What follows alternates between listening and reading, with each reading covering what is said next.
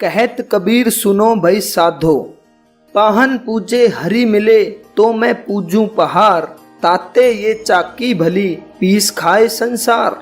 कबीर जी इस दोहे में कहते हैं पाहन पूजे हरि मिले, मतलब पत्थर को पूजने से हरि भगवान मिलते हैं। तो मैं पूजू पहाड़, मतलब मैं पत्थर का सबसे बड़ा स्वरूप जो पहाड़ होता है मैं उसको पूजूंगा अगर पत्थर पूजने से हरि मिलते हैं तो।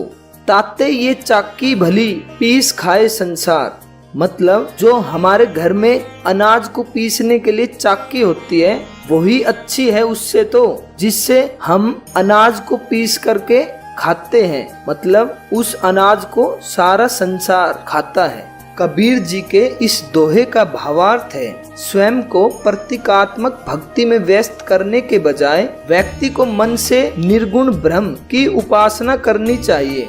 मूर्ति में भगवान है ऐसा मानकर केवल मूर्ति की ही पूजा करना और उसका आचरण में शुद्धता नहीं लाना भक्ति नहीं है।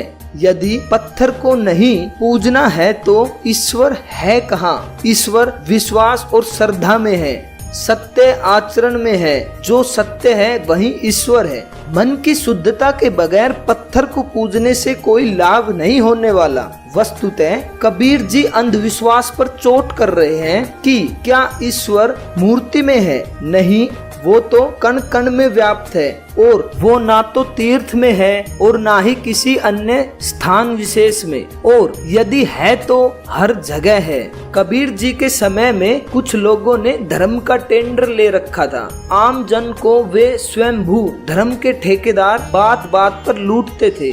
क्रियाक्रम, धार्मिक आयोजन, बलि प्रथा आदि से आम जन का जीवन दुर्भर हो चुका था और ऊपर से संस्कृत भाषा में लिखे धार्मिक ग्रंथ। कबीर जी ने इसका जमकर विरोध किया और धर्म के नाम पर शोषित आम जनता को एक सरल राह दिखाई कि ईश्वर को प्राप्त करने के लिए उन्हें ना तो मूर्ति पूजा की आवश्यकता है, ना ही किसी एजेंट की और ना ही भारी भरकम धार्मिक ग्रंथों की।